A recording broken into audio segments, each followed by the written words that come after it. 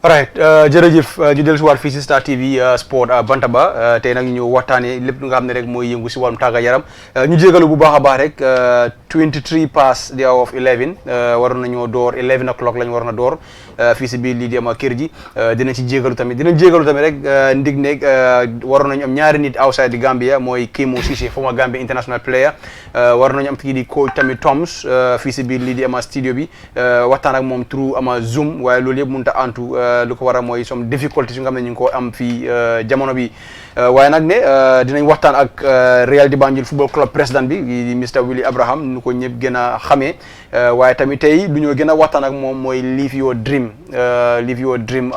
Academy bu nga xam ne gis nañ ko foofu si biir li di Baasuri loolu nekk na lu nga xam ne rek for the first time mu war a xew fii si suufi Gambia yaakaar nañ ne war nañ see ama ndamoo suñ boppa because lu gën a bëri dañoo tukki ay Sénégal Guinée Bissau yeneen réew yi dem gis fa lu mel noonu tey nag bu demee ba gis ne lii xew na si suufi Gambia yaakaar naa ne ku nekkaa si war a gis sa boppa du alali ñoom kese ñoom mooy Willy wala keneen waaye jamono bi lii alali Gambia la because mooy di first time mu happen fii si suufi ama Gambia xëj na am na ñeneen ñuy ñëw waaye bii lañ gisagum bu nga xam ne am na fii si suufi réew yi Gambia dinañ si def suñ kéemtalaay kattan ba gis ne adduna bi yëpp dinañ xam ne am na lu nga xam ne xew na fii si biir lii di ama réew yi ama Gambia tey moom lañ dalal mooy ama Mr Willie Abraham ñëpp xam ko si football yàgg na si football moo yeneen ñii di ama Real di Banjul Football Club gis nañ seen ama Clubhouse bi tamit jamono bi gis nañ nga xam ne fees na trop si social media bi ñëpp kontaan si bu baax a baax kon nag ne football yi Gambia am na feneen fu moo dem lu ñu defee mooy dinañ bàyyi kii di Campo nuyu su boobaa rek dinañ bàyyi kii di Mr Willie Abraham nuyu benn tey ñu ngi gërëm ñëpp ñu nga xam ne rek ñu ngi seetaan true Facebook bi wala ñuy seetaan turu Roxu wala tamit rek turu TNT benn tey beneen content bi rek mooy Star TV jamono bi am na new sponsor bu nga xam ne ñëw na on board pour sponsor lii di ama sport programme bi lii properties jamono bi ñoom ñoo sponsor lii di programme bi waaye next week incha allah dinañ door ak ñoom di ngeen gis seen flyers yi fii si biir lii di ama kër gi benn tey rek ñu ngi open up because of développé ni football la bugga nañ gis ne ñëpp ñëw ñu teg suñu loxo yi si benn su boobaa ñu mun a indi more of information si wàllum lii di sport fii si biir lii di ama réew mi Campo ñu bàyyi la nga nuyu. waaw jërëjëf Mbaye ñoo ne góor moon noonu balaa la mën a su destination nga xam ne ñu ñëw seetaan ni comme na ko lifin bi la waa sa headline si rek I'm very proud nga di Boga Plateau. waaw for the first time waaw non negut first time on radio bowut waaw on TV suma friend suma dad suma uncle muy Mr Willie Abraham ñu ne sa club la de Real waaw still na mën nga man waaye la Real Madrid la sama Real bañee sama lu ma club fii gars yi ma Real la ñu dama bàyyi leen waaw loolu la waaw good ñu xamal ñu si amul plateau comme yaa ngi sa leen comme loolu mention so na ko dégg si moom si boppam nga wax la moo di ima objectif ba nga execute this idea because idea bi for the first time ne ko dafa njëriñ ol li ñoom waa Gambie la moo njëriñ da nga ko defal pour Real la but is for whole Gambia dafa benefit ak sob lu jël so maa ngi war a na guys stay tuned enjoy the show because ina nekk an interesting show comme du ko wax rek di share plateau ak moom for the first time si TV wa radio moom CNN moom but for the first time welcome to Star TV that jërëjëf thank you very much Mr President ñu bàyyi la nga nuyu. jërëjëf Mbaye jërëjëf Campo and thank you very much for inviting me pour ma ñëw to the TV man suma policy in Real de Banjul ak Live Your Dreams ñun duñ dee noma dara we share everything because li ñoo def it's hard work and njëriñi dëkk bi la so maa ngi nuyu fan si Real de Banjul yëpp di leen ñaanal tam si jamono bi nekka ni affaire yi feebar bi di ñaanal everybody fan si football yëpp in the country ak ñi nekk abroad di ñaanal everybody during these hard times ne yal na feebar bi gaaw génn fi amiin ma waxaat leen jërëjëf Mbaye jërëjëf thank you very much Mr President benn tey si kanam tuuti tamit rek dinañ am kii di coach Toms comme ma ko war nañ ko am live waaye mënut a am waaye nag yónnee na ay audio pour rek waxtaan ak lii di Gambian sport lovers yi si CAF decision bu nga xam ne rek postpone nañ AFCON 21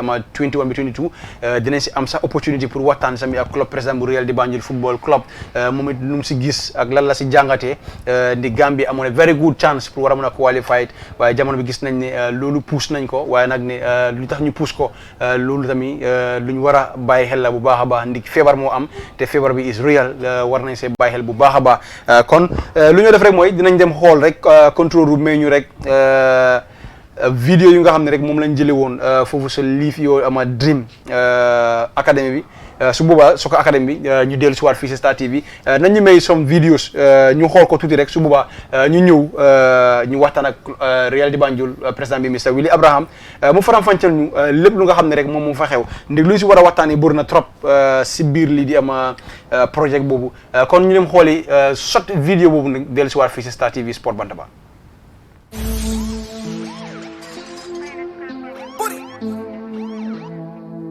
Swag Mansakunda Nyanda Bamba. This is a Chucky Beat production. Mansakunda Dynasty Nyongatala. Hey, Whitey. Uchuki. Let's hit this one. Molu dolu wolu dalde batandi. Tandi patandi. Fem fota yalo neka tambi. Yalo meka tandi. Yakungo kunje kofo ya santi. Kufo ya sati. He muna nyindun den sonti. Ha, ra, ra, ra. Dol kama ko nafiko. Nafiko, nafiko. Nyinte meche timose minke no. Ra, ra, kevo. Dol kama ko jahilo. Jahilo, jahilo. Kapulela kulu no wago nini yo. Abebu kalong, abebu kalong, abebu kalong. Hey mona song, kana si jana ke fonke ko ya bele long. Abebu kalong, abebu kalong, abebu kalong. Hey mona song, kana si jana ke fonke ko ya bele long. Molu dolu wolu dalde batandi. Tandi patandi. Fem fota yalo neka tambi. Yalo neka tambi. Yakunwo kunje kofo ya santi. Kufo ya sati.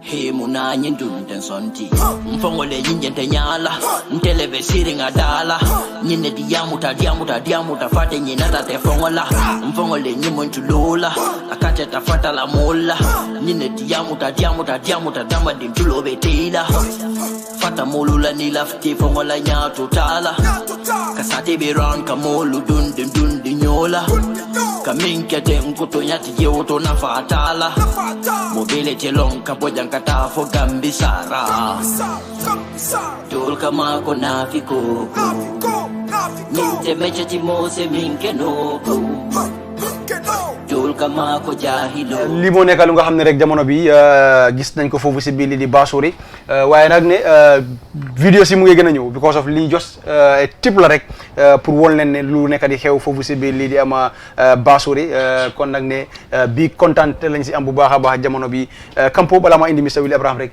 lii nekk na lu nga xam ne yaakaar na ne Gambia war nañ see ama proud bu baax a baax comme nu ma ko waxee dimba rek mooy Mr Willie Abraham rek war naa ko lii buñ ko ubbi suñu am opportunité boo xam président bi si boobu war naa ñëw because lii si national development la bokka te moom tamit mu ngi seg national development plan so foog naa ne su fekkee ne lii am na koo xam ne ñoom seen responsibility la woon as a government pour ñu def ko ñu gis nag nga xam ne is private ñu ñëw di def lii so yaakaar naa ne war na ñëw ñoom yëpp ñëw boole support ko ba gis ne achieve na lu nga xam ne def na ko because tey investor boo gis Gambia dafa bëgg a invest tey am xaalisam tey waaye this is a long project bu nga xam ne spend na si ay billions séntuñ ko tey séntuñ ko ëllëg ñu ngi ko séntu si future. si future waaw but lii just c'est amazing te dream come true for ñu Gambian because lii long time ñu ngi koy living joy because am clubs yi bëri nañ fii mën nañ ko def waaye defuñ ko waaye réel ñoo ko def parce que ñoom dañ day génn si Supreme dem nañ Sénégal dem nañ ay jàmbaar so xam nga rek gis nañ ñëw seen fii so waaye nag ñoom tamit mën nañ ko def fii Gambia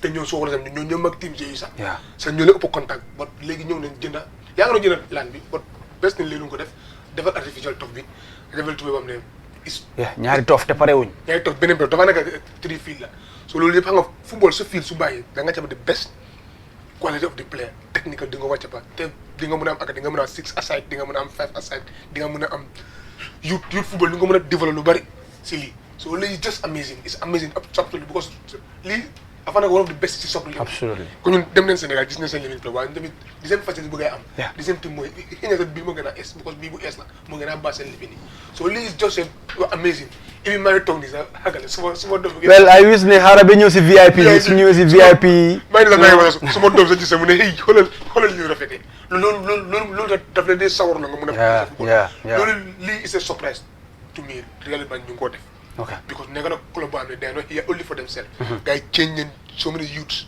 seen life change seen family bi xam nga so you can name it te soo ko name it programme bi du jeex so lii just starting but moo mu ngi ñëw ko yaa ngi wax ne moom suba moom sax mu ngi wax ne spend more than absolutely half a ba 4 million project euro sax nekkul $10 sax loolu soo ko waree change xaalis si Gambie loolu ñaata hundreds of over 200,000 living la million dollars la so the sky is the limit mais lii dafa ne ba comme lu ma lee football nga am good ground good fertility mu rafet players boo dafa bëgg a play bu ko dafa am fu moo daw fu moo taxaw ak fu moo muuf loolu yëpp bij bu baax la so loolu just lii xam nga réel di bay ñoo ko fi def so fo ñu woo ko so ñu ngi woo gars yi ne congratulations for this because this is amazing lii dafa fees xool nekku only for Basor Irebe di whole Gambia te dafa indi beneen développement foofu si biir lii di Basore club président bi dina ko wax because jamono bi yëg nañ ne Basore fees na lu ko waral mooy paak bi dafa am ñoo xam ne dañu jël nataal paak bi rek yónnee ko ne leen lii moo xew Basore soo investors yi di ñëw di fa dika monsieur président tey nag ñu ñëw waxtaan dinañ ñëw si biir vidéo bi nag dinañ xool yëpp lu nga xam ne mooy xew because si biir lii di ama project bi gis nañ VIP bi gis nañ nu mel dinañ ko gis si biir vidéo bi dinañ gis dressing room bi dinañ gis am media bi tamit am na media bi tamit dinañ gis seen own room yu xam ne media yaa fa war a nekk VIP gate gis nañ ko fa te yéen a ngi def war ngeen a samp ay schools tamit foofu di fa jàngal lot of things waaye dinañ ko boo déggee si yow monsieur président nañ waxtaanee ama project bi jamono bi for the first time si history Gambia. Thank you very much Mbaye jërëjëf te kontaan naa again once again pour li nga ma invite fii to talk about this project li njëriñi dëkk bi la njëriñi Gambia la li suñ njëriñ la ñun yëpp parce que every day ñun ñu ngi si football ñu ngi jooy park si ne baaxuñ ñu ngi jooy infrastructure te yëpp government mënuñ koo def ñoom kenn so moo tax ñun we found it necessary pour ñu jóg lead the way parce que ñun biñ duggee si football benn tey man ak suma partner si Pa Youssoufa Samba ak Bakary Jammeh suñ gis-gis wooy develop football develop xale yi si dëkk bi jox leen education li ma wax ni yëpp ñu ngi ko doon def but we now want to do it on a bigger scale parce que ñun yàgg nañoo dugal xale yu bari school pour ñu jànga yàgg nañoo dimbalee ñu bari si ron loo xam ne duñ ko dee wax but it's time understand nga Mbaye pour ñu mun a am tam suñ own place suñ own jàngookaay in terms of sports education ak a lot of things yoo xam ne xale yi dinañ si njëriñoo bu baax. well Mr President fu ñu njëkk a dooree waaye Basori because mun nañu wane am nañ lot of lands around the area waaye lan moo war a tax rek nga war a bàyyee ko all the way ko bàyyi fii yëpp dem ba Basori. si boori booda bi Kobo is. it's a long story. fii yoon bi ñu jublu nii dañ ko yàggaa door.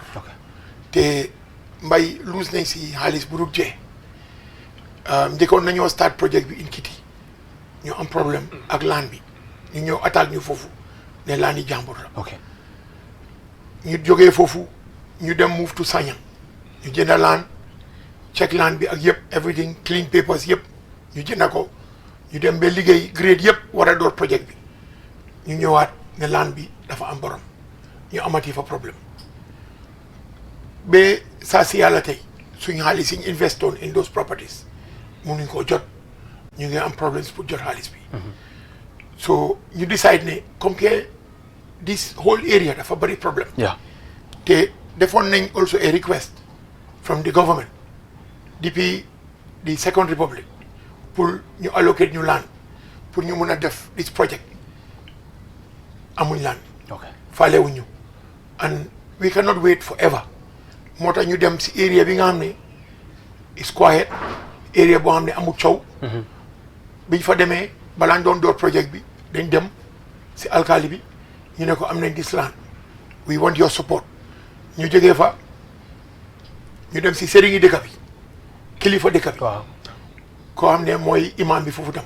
ñu dem foofu ne ko lii lañ bëgg a def fii dañ bëgg a sa permission because ñëpp loolu lañ ñu advice so wax dëgg yàlla biñ dooree project bi since last year May ba saa si yàlla tey ñu ngi sant yàlla bu baax. amuñ fa benn difficulties. amuñ fa benn difficulties waa dëkk bi appreciate nañ ñu alkaali bi démb rek la jógee si place bi kilifa dëkk bi ki nga xam ne mooy sëriñ yi dëkk bi imaam yi dëkk bi tam ñaanam du dee sori always mu ñoo ñaanal pour lii mu nekk njëriñi Basori. ok so ñu ngi góorgóorlu daal.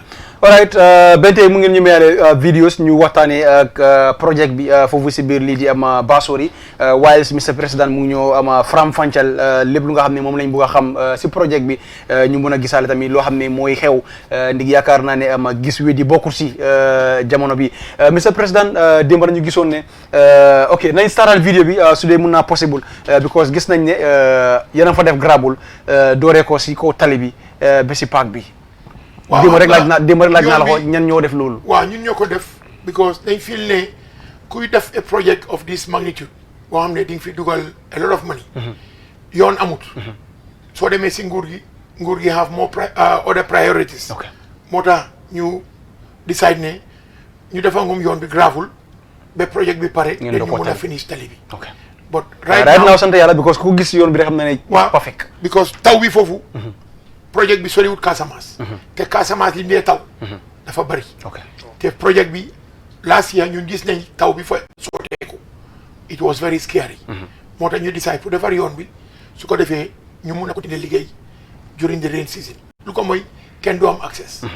cost nañu nag a lot of money pour liñ jot a def nii. tali boobu rek. because distance bi from the highway ba si project bi is about 800 meters. so loolu xaalis la. trop compagnie buñ jël pour ñu ñëw.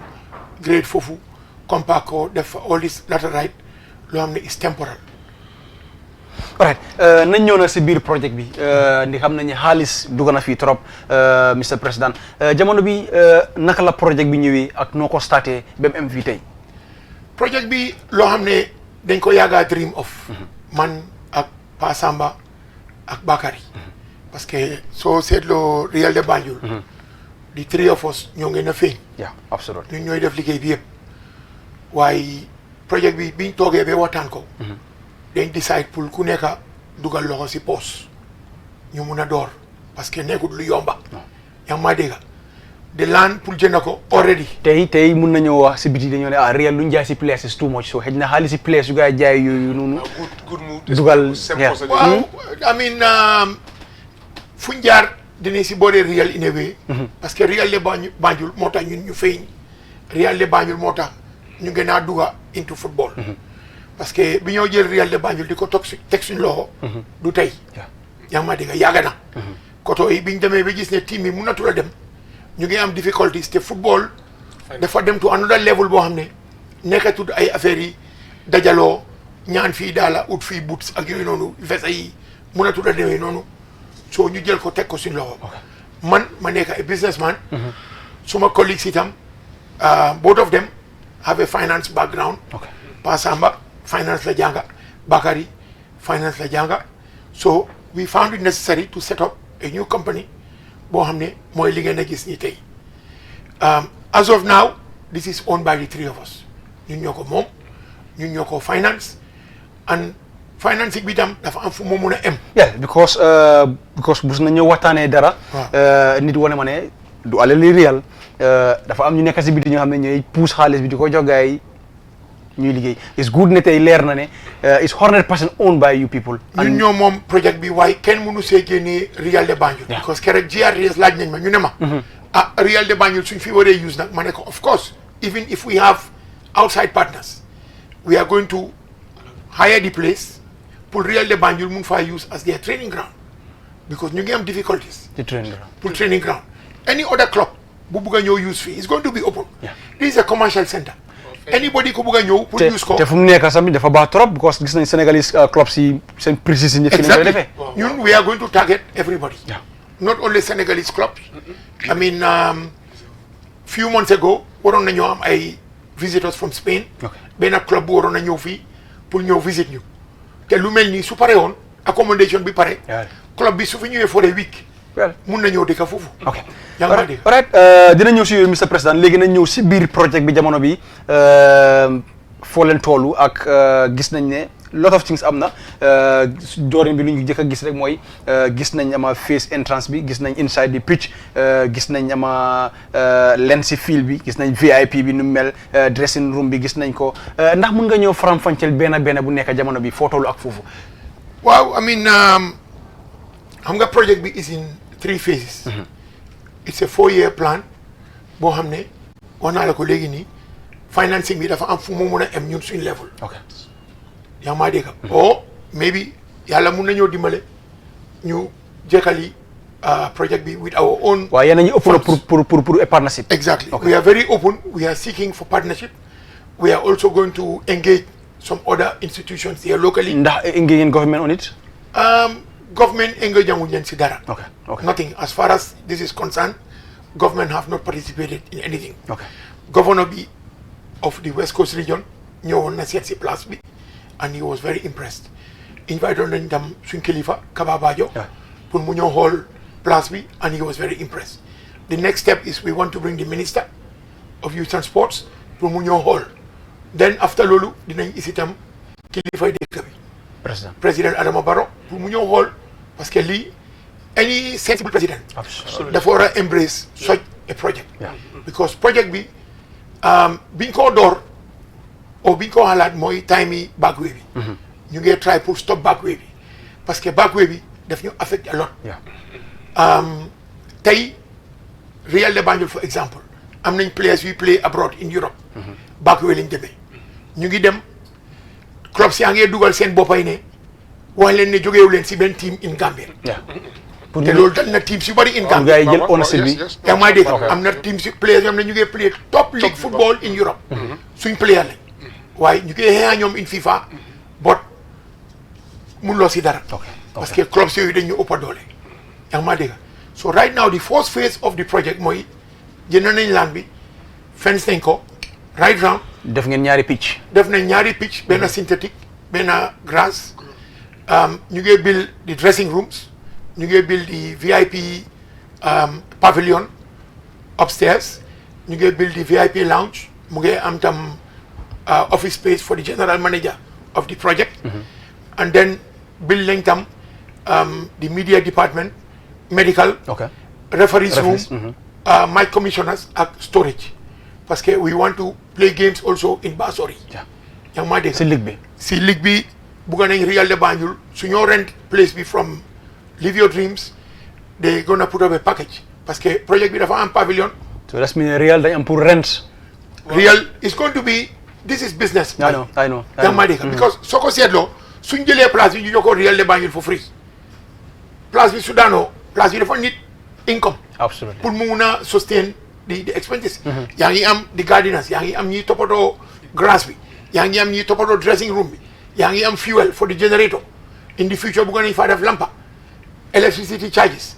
There's a lot of expenses in this project and we want continuity. Dañ bëgg a continuer project bi bëgguñu rek mu am fii ñaari fields dressing room referees room and so mu jeex non dañ bëgg a continuer su yàlla defee first phase bi jeex ñu seet na dinañ mën a continuer second phase bi mooy biir school bi accommodation bi gym restaurant pool dina am a third stadium also. We want to put up a main stadium of maybe 10,000 capacity boo xam ne why not host international matches in that area in Basori.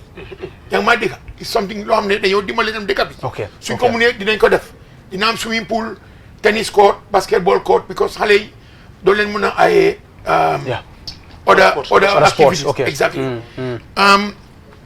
Place bi tam for example def nañ an underground water facility boo xam ne cost nañu a lot of money.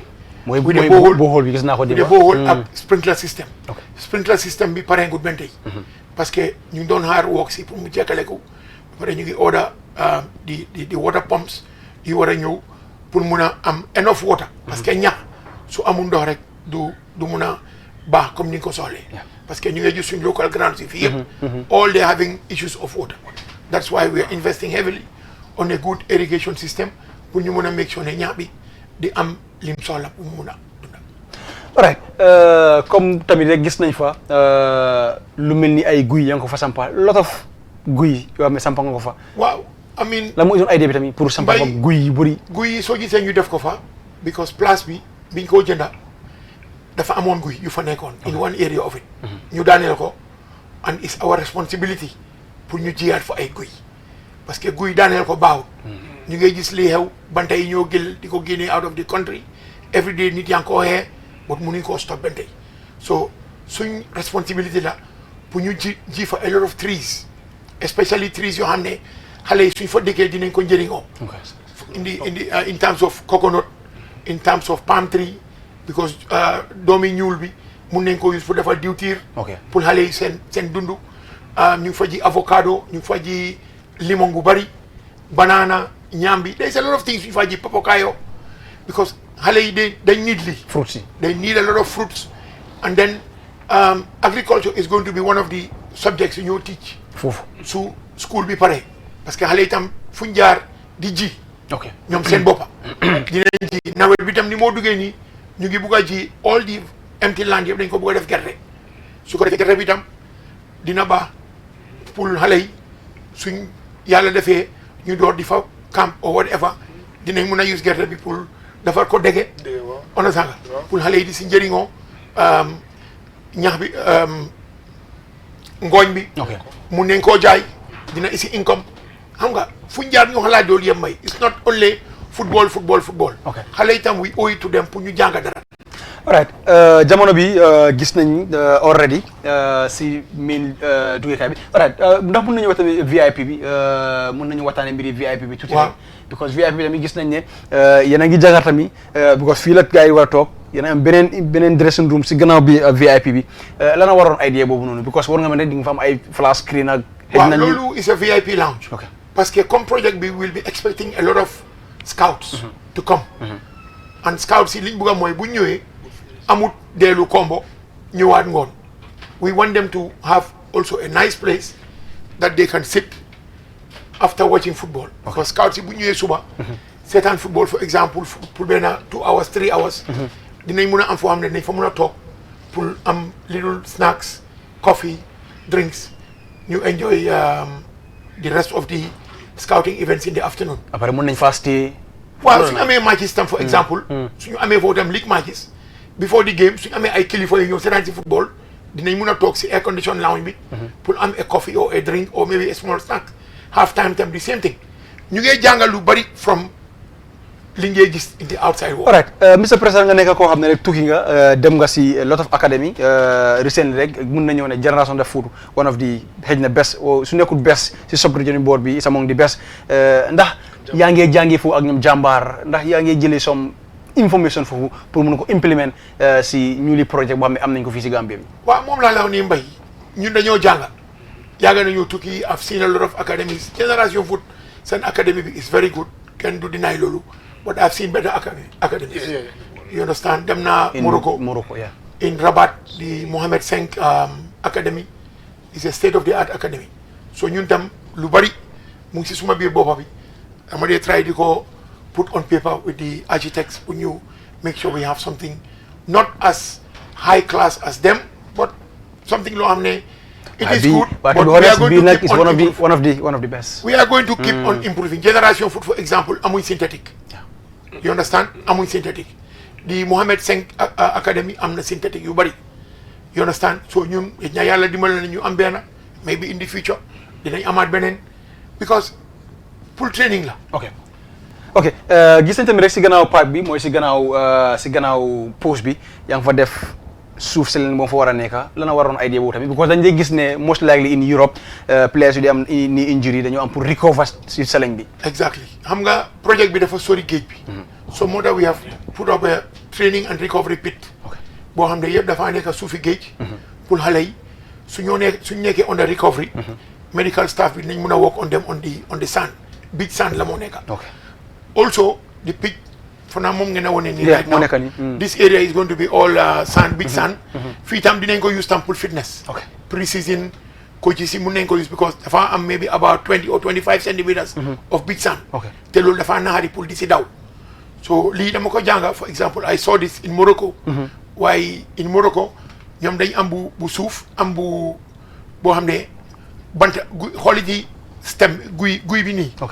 liñ dee xooli si site si. moom lañ fa feesal. so loolu tam dañ ko dee tooyal and it's very difficult pour di si daw. so yii yëpp lu ñoo def la pour prepare pour académie bi. alright thank you very much Willie Abraham lii yëpp gis nañ ko léegi nañ ñëw nag si ama liif yu ama dream bi jamono bi lan mooy matuwaay bi pour ñu gis ne tey comme tey doomi campo bi gis na ko ne this is very nice rafetlu na ko bu baax a baax bugga na see bugg a join jamono bi ndax ubbi ngeen pour gis nañ ne parents yi dinañ mën a communiquer ak yéen pour seen doom yi. I mean ubbenguñ but very soon because of the because already def ngeen seen website bi. waaw ñu ngi work on the website ñu ngi work on email bi and a lot of things yoo xam ne even today state of emergency bi jeex na. We might work even on some summer camps but we are not going to charge. We will work on some summer camps yoo xam ne dinañ encourage parents yi pour ñu mun di isi seen doom yi and we can use that also at the same time to scout and look at kids because I have a lot of parents yoo xam ne dañ ma dee contact dañ bëgg a seen doom yi pour ñu ñëw Real de Banjul so now we have created a platform a better platform for them boo xam ne dina mun a solve seen problem because Real de Banjul is a club playing in the league although we have a youth category but we cannot concentrate too much on player development. Fii suñ fi développer players yi can move to anywhere. yaa ngi dégg any club bu player ñëw xool bu ko koo jël there is a way of doing it. It's business. We cannot just ne player bu baa live your dreams rek Real de Banjul laa dem du mun a demee noonu. Then we've been selfish. It's a business and we have to be opened up to everybody. All right recently gis nañu rek sa tànka bu na trop biir Basori ndax amul leneen loo xam ne am nga ko in terms of players yoo xam ne gis nga leen biir Basori they are some little bit good pour war a mun a pénétrer si ligue bi because of xam nañ ne Real bokk nañ si club bi day gën a jël players outside Kombo. waaw am nga last year am nañ benn player bu jógee woon Kombo East. waaye he's from Siliti. Siliti la jógee mu doon play si Kombo East team bi. booy bu ñëw Pogba. moom këram ak field bi is less than 5 minutes. The local community of Basori also. dinañ leen engage.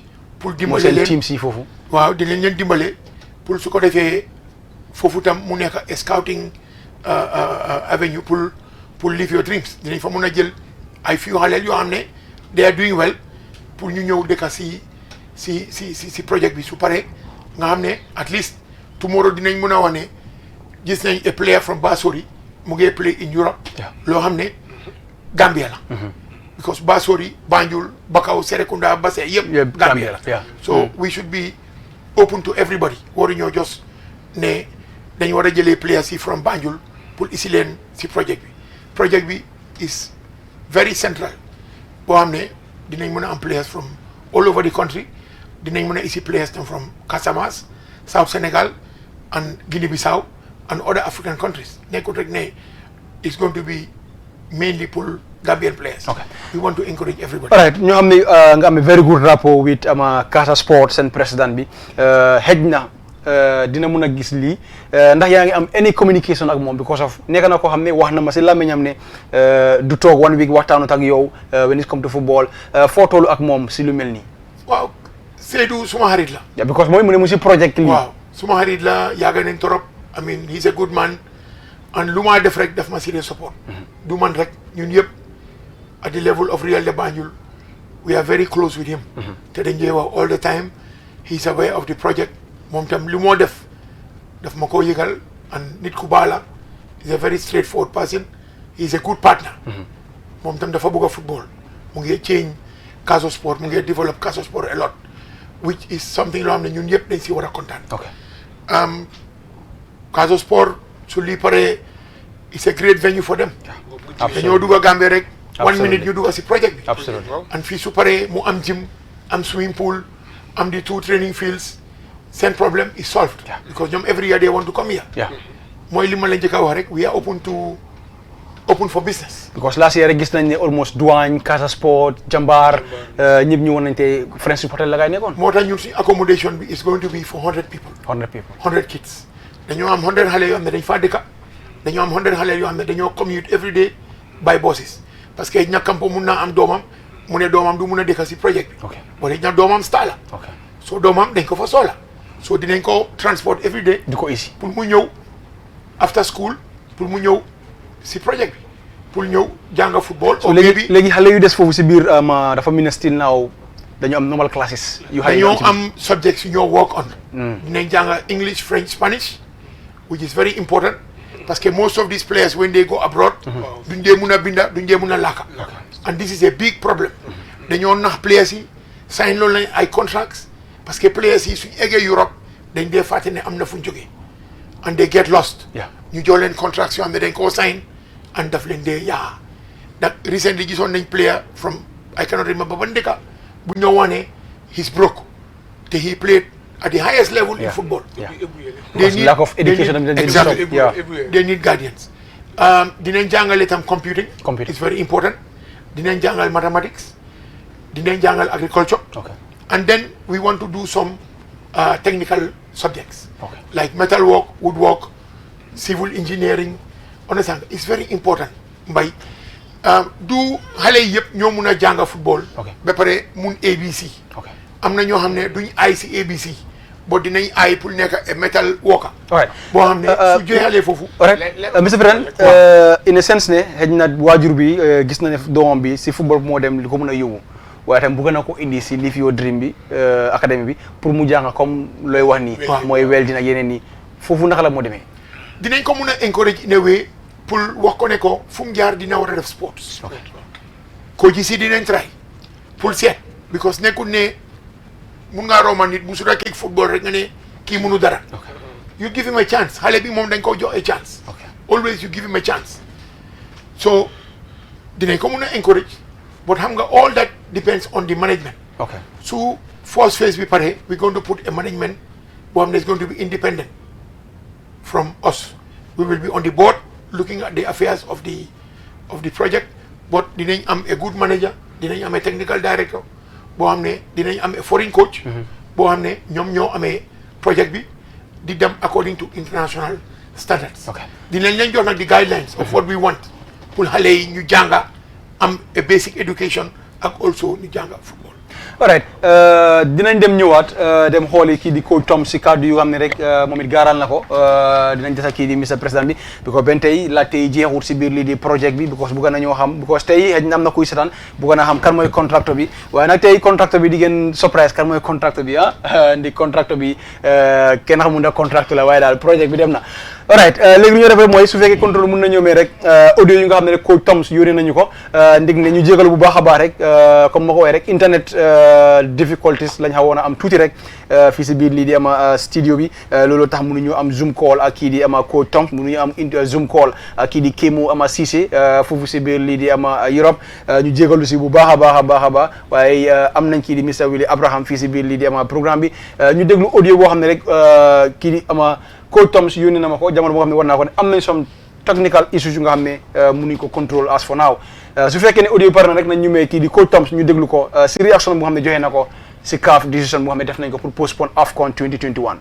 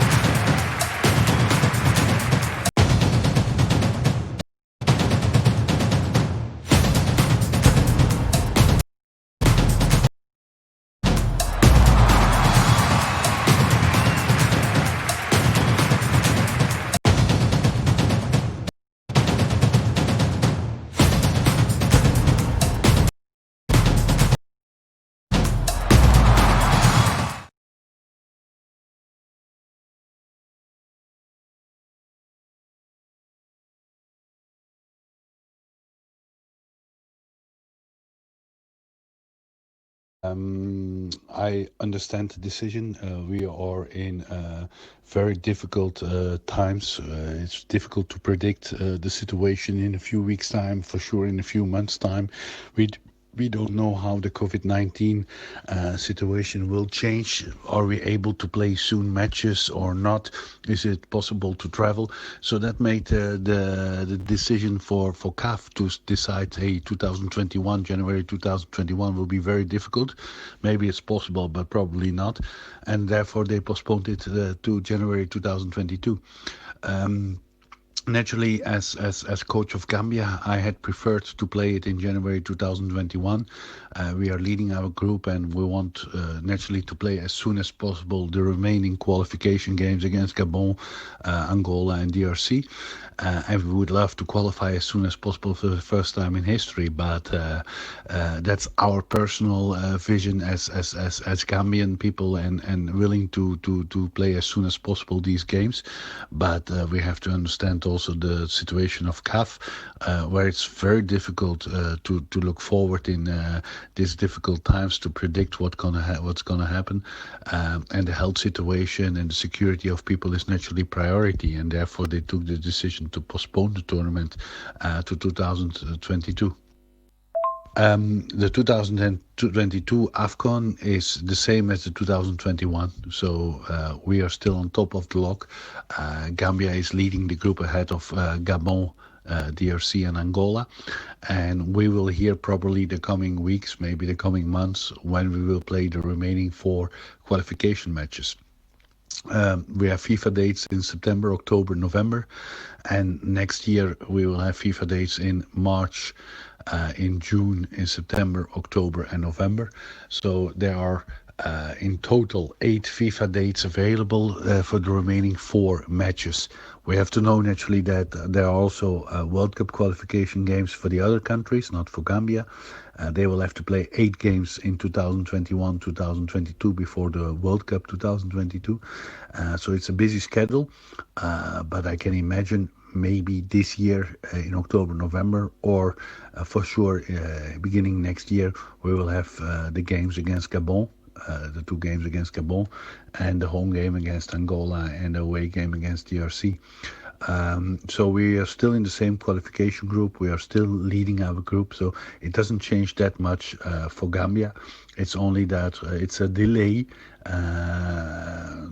That's the only problem, but we are still on top of the log, and we will still play the same teams to qualify in the last 4 games for the first time in history for the AFCON.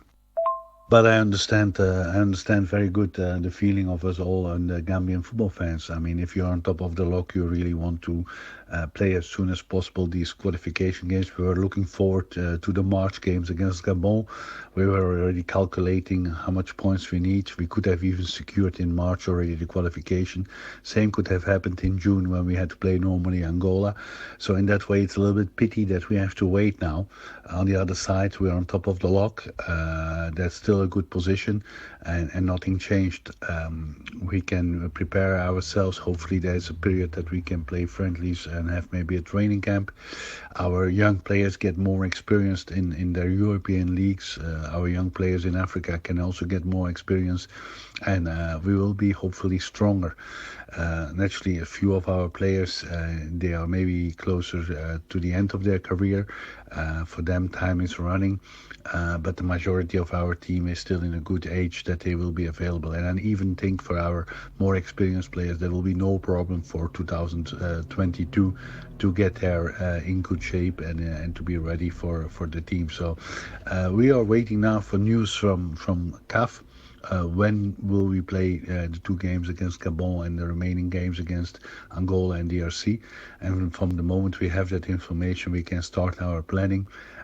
Also planning the possibility to play extra friendly games during other FIFA breaks, but all depends naturally also of the COVID-19 situation. We will never take risk for our players, for our staff, but also for the fans.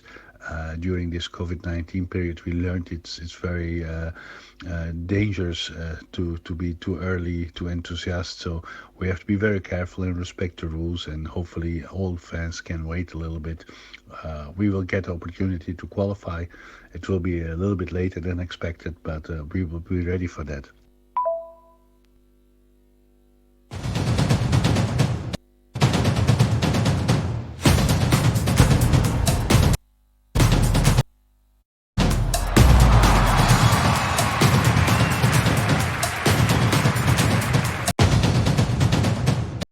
Alright, jërëjëf, thank you very much. Kooku nekkoon kii di coach Toms Campo ku rek ba ma ngi si Mr Président rek lu gaaw su boobaa nag ñu dem xooli mbiri partnership bi ak lii di course bu nga xam ne moom lañ leen koosagum jamono bi foofu si biir lii di Bassouri benn tey rek dinañ waxtaan tamit Real di Banjul Clubhouse bi Lamine Baro dinañ ko dugal si line bi foofu si biir lii di England su boobaa rek moom it mu yónnee contributam si nga xam ne rek moom la jàngee si coach Toms ak loo xam ne gis na ko tey lu xew foofu si biir Bassouri moom sax yónnee na ma message ne ma ne already am na laan foofu si biir lii di Bassouri kon nag am na ko ci right price bi kon dafa mel ni Bassouri dina fees léegi Mr President dañ ñëw si loolu. moo suma goree sax nga am nañ kër tey boobu moo sa mu ma ne ñi nga am kër boo di fili Real di Banjul ne ko kon jéem a comme man tey mun naa fa ñoo dégg xam nga ne jabari Papa Gassama is from Bassouri. kon boobu jeex na kon boobu moom.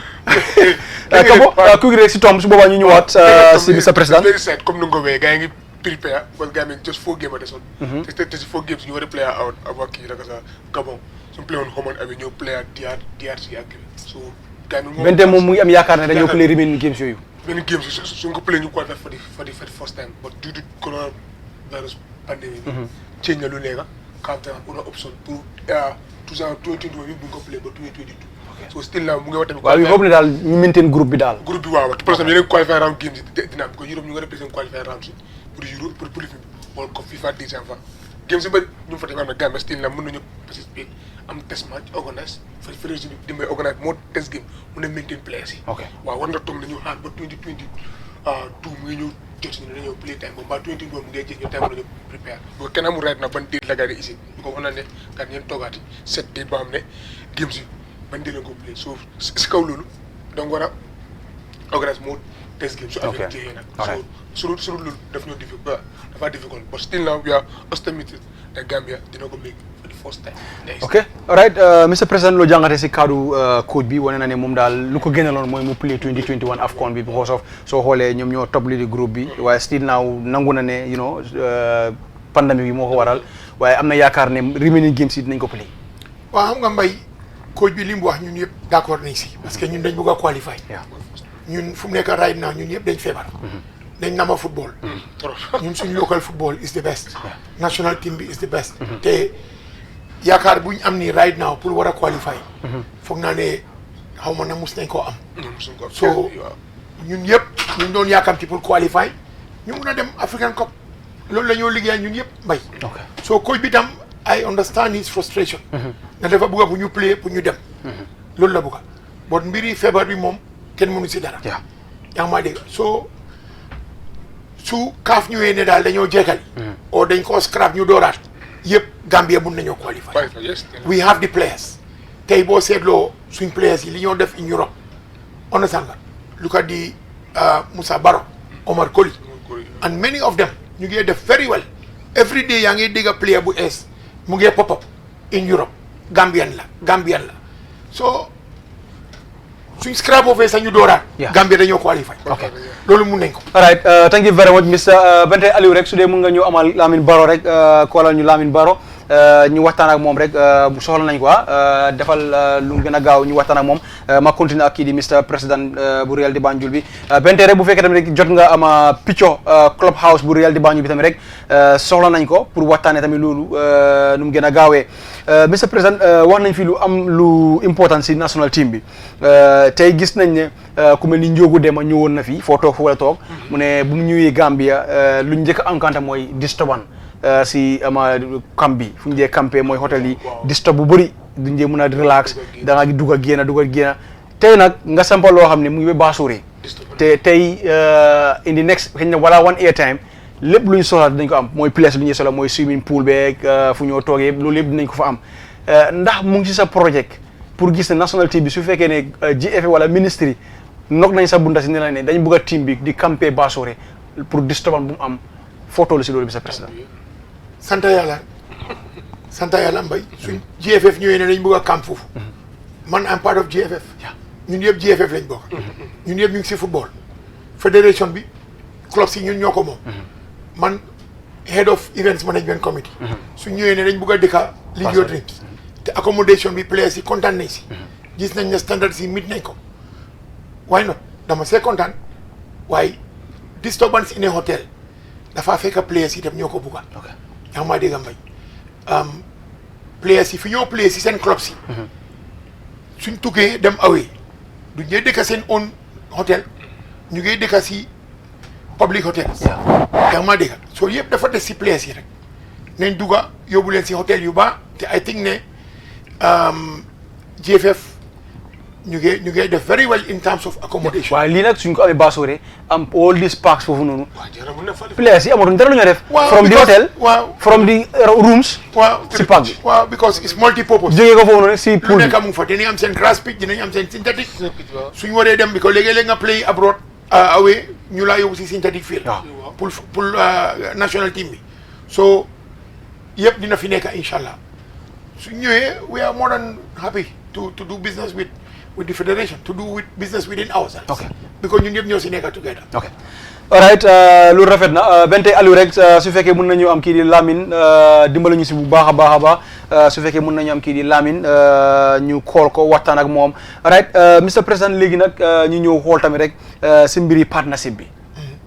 jamono bi foo leen toll bu ko xam ne ñëpp pandemic bi tamit dina disturb lu bëri because time bi xëj na yaa ngi contact ñu bëri si wàllum lii di partnership pour ñu ñëw partner ak yow pour lii dem mu ngi dem sax bu fekkee partnership ñu ko demee waaye foo toll si mbiri partnership. Mbay balaa maa dugg into partnership. dama la bëgg a wax. affaire bi ni métier. waaw dañ ñëw foofu mooy cost bi ak difficulties bi. affaire yi cost bi difficulties yi ñu go through balaa ñu doon door lii. ok any club boo contact or any company boo contact abroad. so leen waxee ne you have this project. I have presented this project to many clubs in Europe but duñ ko dee believe. because ñoom dañ gëm rek ne Africa ku fa dëkk rek jubuloo te loolu is wrong.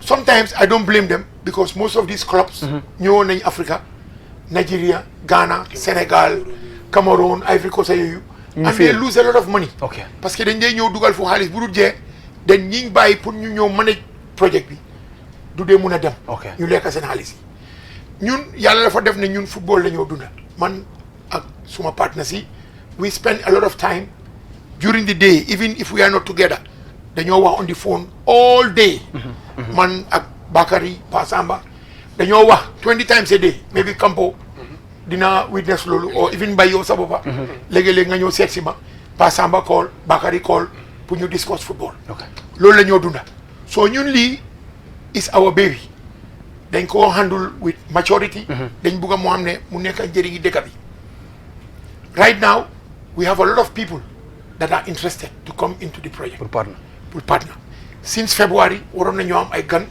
yu waroon na ñëw fii pour ñëw seet project bi fan lañ am because tukki woon nañ last year present project bi tu ñoom and they were very impressed because bi ñoo dem si ñoom fekka time boobu dooroon nañ liggéey bi dooroon nañ grading bi fencing bi ay yooyu and they were very interested as we talk we have daily updates on the project on WhatsApp to all these people that we are trying to entice to come down to Gambia and be part of the project so ñoom tam am nañ interest am nañ interest bu baax a baax mun naa ne am na company boo xam ne sax they are 100% interested in coming into the project which is good parce que lii ñun kenn mënuñ ko def the total cost estimate bi is about 4 million euros du xaalis bu ndaw yaa ngi maa dégg accommodation pour 100 xaleel school swimming pool tennis court understand nga floodlights it's not a small project yaa ngi maa dégg lii lu mel ni government ñoo ko war a def si dëkk bi fii Gambia government should have this project in every region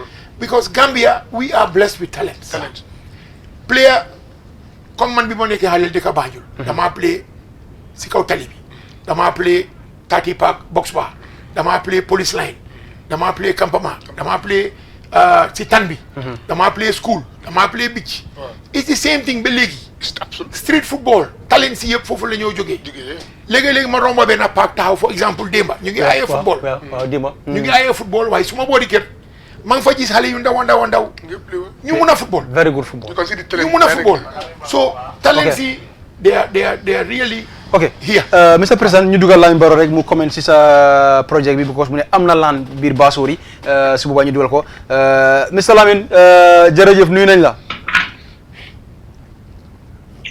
good morning asalaamaaleykum man nuyu leen yéen ñëpp tamit waaleykum salaam Mbaye ak team bi yëpp ak Star TV waaleykum salaam waaw sa laan bu nekk waaw laan bi Basori dinañ ko jël de maa kampo man mooy suma góor am na fa kii good luck to you guys. ok tey nag ñu gis li project bi for the first time good luck to you guys.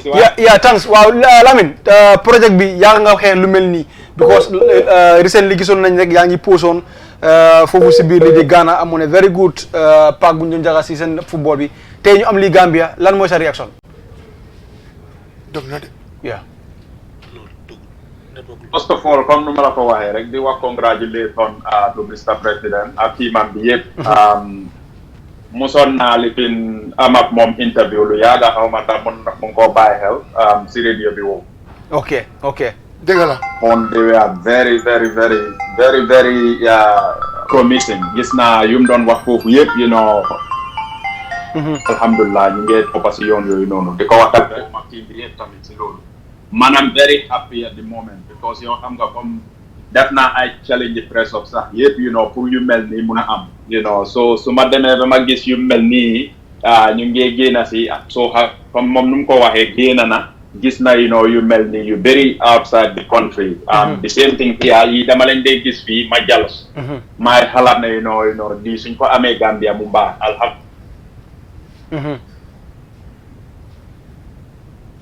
mel ni lu mel ni jali tani moom kay alhamdulilah no rek la ñoo day na no keep a good job lii dina dimbale ñu bëri xale yu bëri Gambie oh yes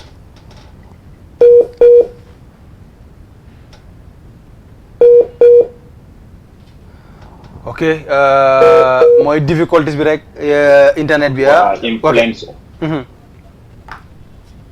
lu ma ko bëgg a laaj mooy how much are they trying to influence other clubs or other teams or naka la ñoo encourager gars pour ñu build ñi lu bëri yu mel nii teg si tamit di ko wax tamit ndax seen project bi dinañ ubbi seen loxo bi mu dem si kaw yi tamit in the future ok jot na loolu yëpp dina la respond après Basori la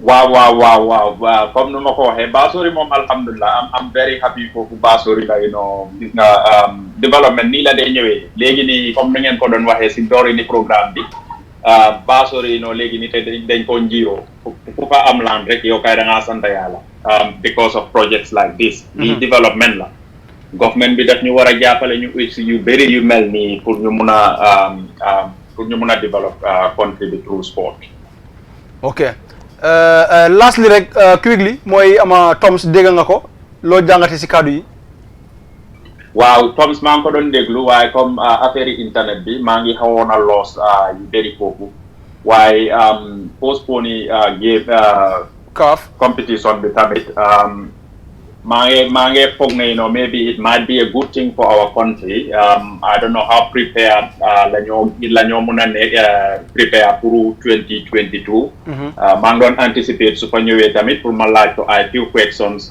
but unfortunately comme ni nga ko waxee mënut a join because of internet problem you know ok lastly lan mooy sa final message si Real gis nga tamit seen Clubhouse bi boobu tamit gis nga ko seen Clubhouse bi By kuma nekk nii I'm very happy to be honest foog naa ñoom they raise the bar up very high I hope ñeneen clubs yi tamit dinañ follow up yu mel nii ñu mun ñoo jàppale you know ñu develop development yu bëri you know because this is very good this is the bar is very so high ba pare tamit di wax Mr. President tamit ñu jàppale ñu encourage government bi ñu involve leen si lu bëri yu mel nii pour ñu mun a bilal ñu yu mel nii non pour xale yi buñ nekk di wéy si street bi comme moom nu ko waxee the talent is there fan lañ koo def the platform is not there loolu mooy problème.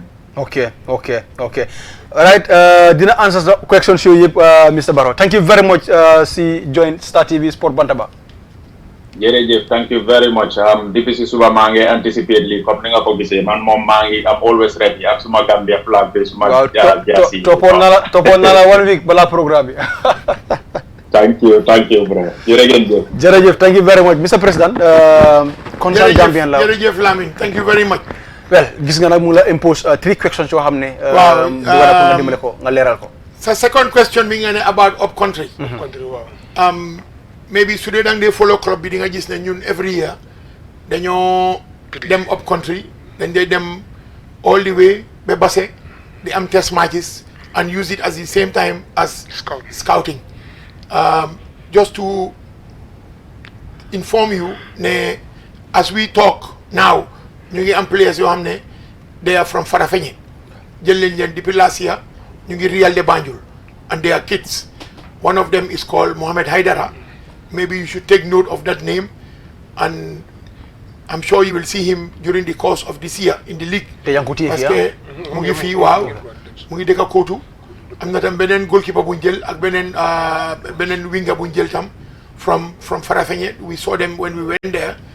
am na yeneen players yoo xam ne jëloon nañ leen tam but we had to push and pull ak coach bi pour mu bàyyi leen ñu delluwaat parce que they were too young, number one. Number two, amaguñu woon accommodation pour dugal leen. So this project is a perfect project for these kind of things. We are going to be scouting all over the country. Every single day, am calls. I'm now call bu yàggut nii somebody that came from France. Doomam mu ngi dëkk Basse daf ko bëgg a isi academy bi dégg naa he's a very good player. Mbay Camara bi toog fii am na players yu ma proposal tam from Farafenni or Soma or somewhere.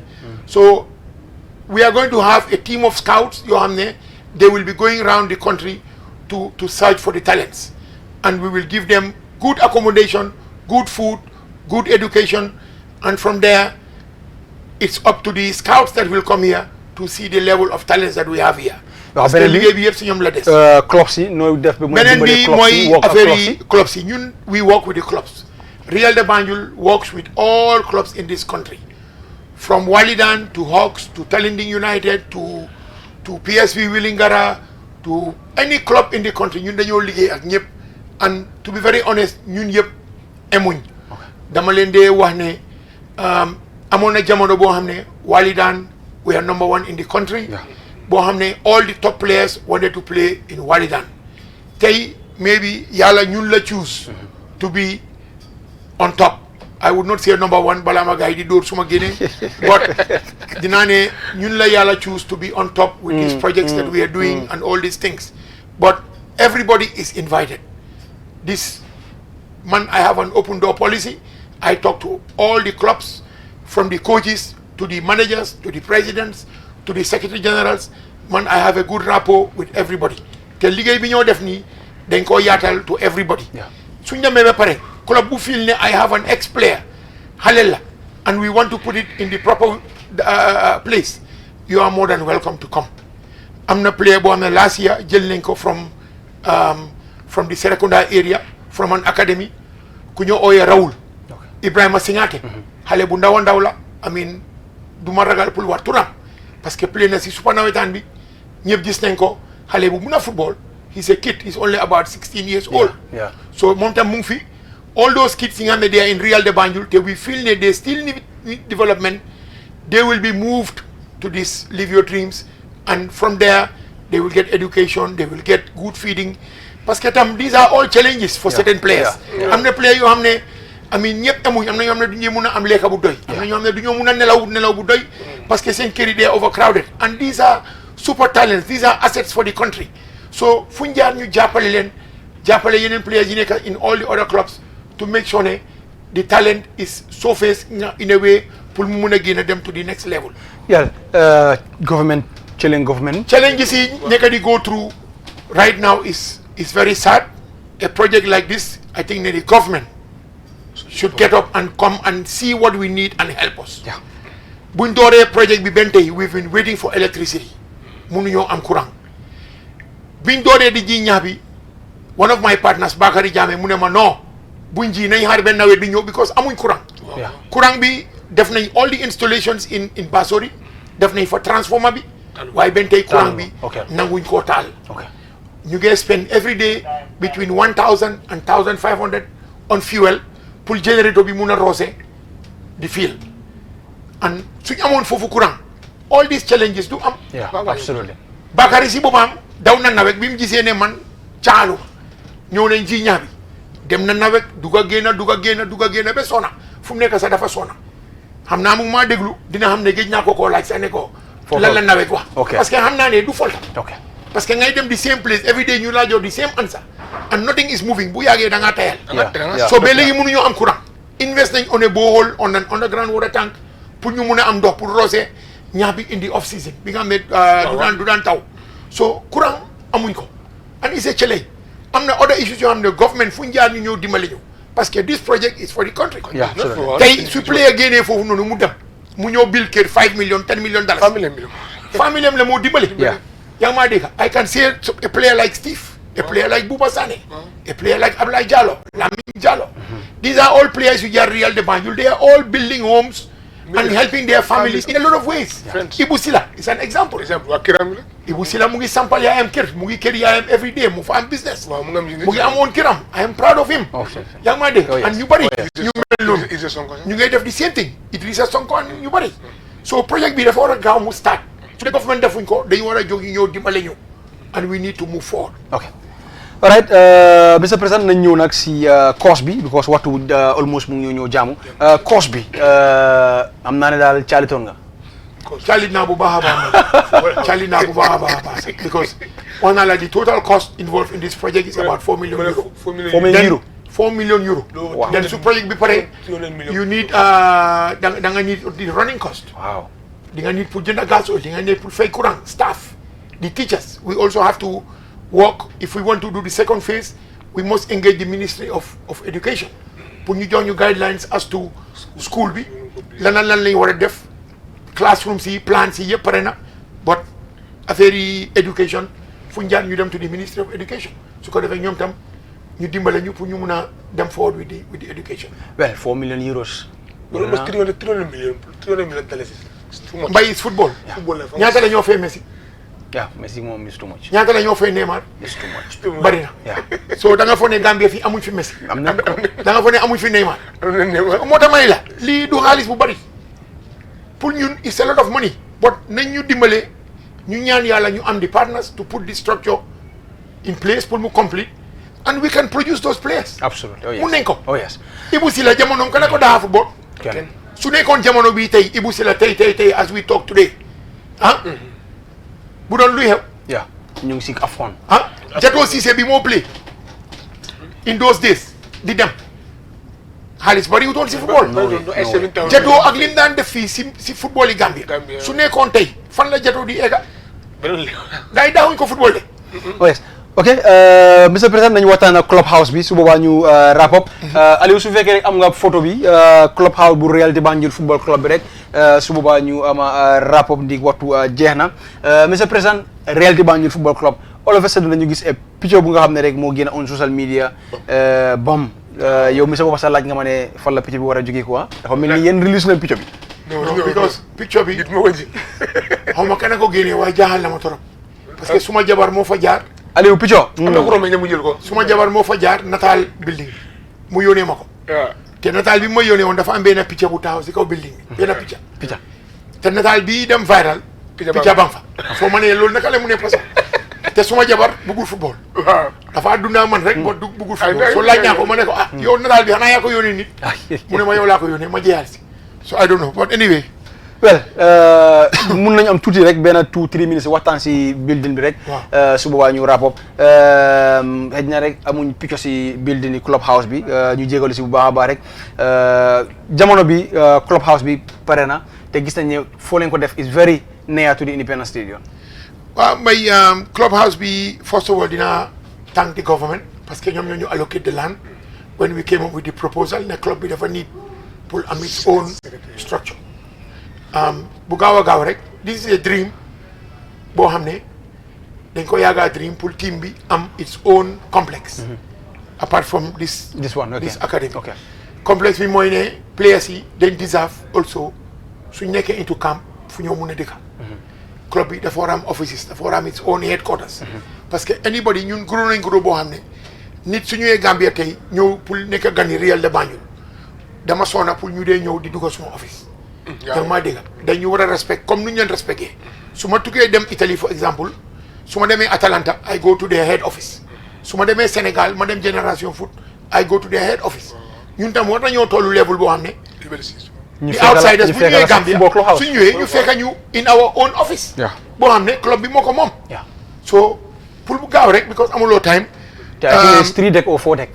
club bi is 3 floors ground floor bi is for all the staff technical director bi am na office ku nekk. yëpp office media technical director head coach secretary general bi everybody is there on the ground floor then the first floor is the directors mooy man as the president Pa Samba the first vice president ak Bakary Jammeh then we have the secretary's office and we have the conference room we also have a staff canteen on the ground floor then on the last floor the last 2 floors they am accommodation for 40 players am nañ accommodation for the coaches ku fa nekk ak xale yi also am nañ terrasse buñ def boo xam ne pour xale yi suñ buggee toog si kaw waxtaan xam nga ak seen coaches yi or naan ataya or whatever or ñun sax mun nañ faa dem nekk fa ak ñoom because ñun we are always together with our players conference hall tam mu fa pour am nañ tam video room boo xam ne it's a multi-purpose hall boo xam ne dañ ko use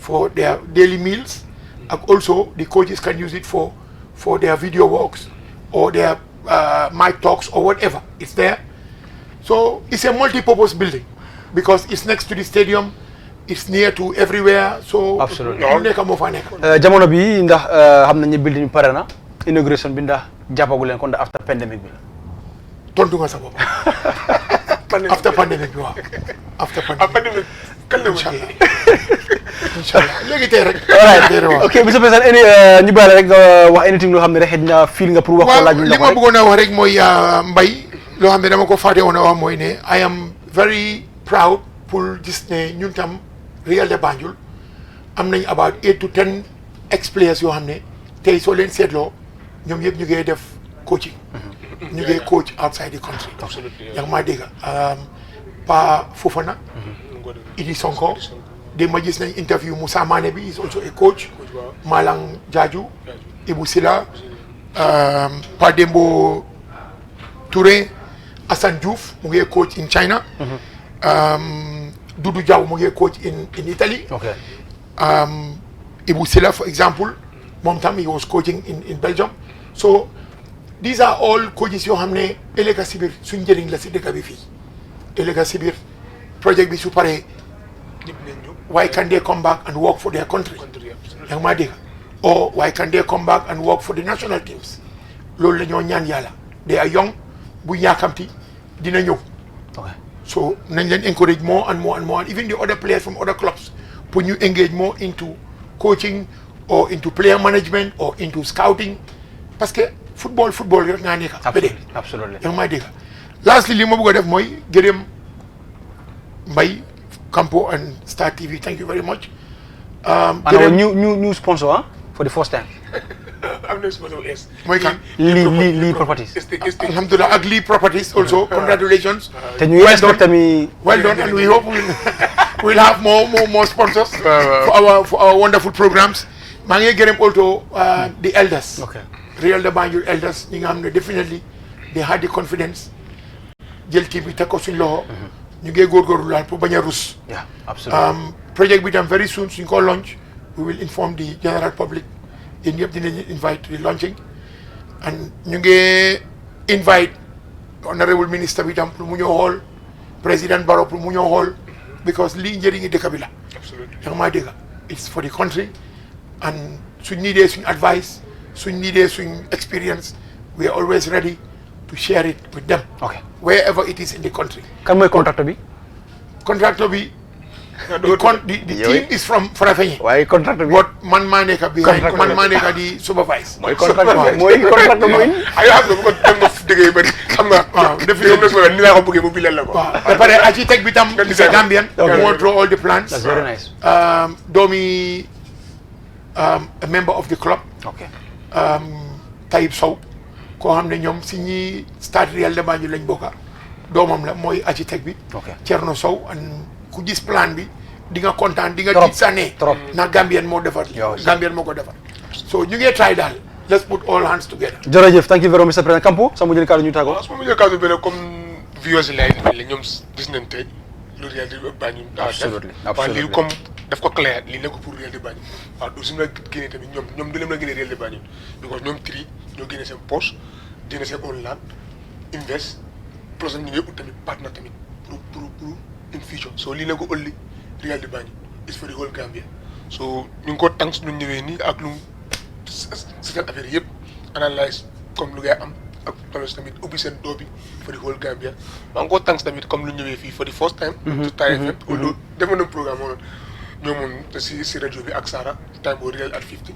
so ñu ngi ko woon ne daat fii sa living la fii sa kër la you are feel free to come to Taï FM anything loo am rek informe ñu rek we are available ñu waaye bàcce dafa daw bàcce dafa daw te man moom I'm very proud because of support naa team boo xam ne tamit nga rek they always on this front line ñaari Real yi so te indi tam moom laa de ooyee fo dina peut si Gambia alright jërëjëf thank you very much Kampo alright thank you very much Kampo thank you very much TV control room Bass ak kii di Lamine Menga jàppal ñu di caméra bi Mr Ba ak kii di Aliou ak suma Toma Mbaye jërëjëf thank you very much dinañ fi dellu si waat by next week inshallah dinañ leen amal special tour bu ndaw boo xam ne nañ ko def si Real di Banjul football club bi comme nuñ defee rek fële sa Basore bo club bi nag mu ngi fii si Kanifing just opposite Independent ama stadium bi kon nag ñu jox leen dox daje ba ama next week inshallah next week dinañ ñëw ak suñu new sponsor bi mooy lii ama properties kon nag ne lii properties jamono bi ñëw nañ pour gis ne rek football dina jege lool si seen bunti néegi thank you very much lii property thank you very much Mr President si ñëw bi fii si biir lii di Star TV ama sport Bantaba thank you very much Mbaye jërëjëf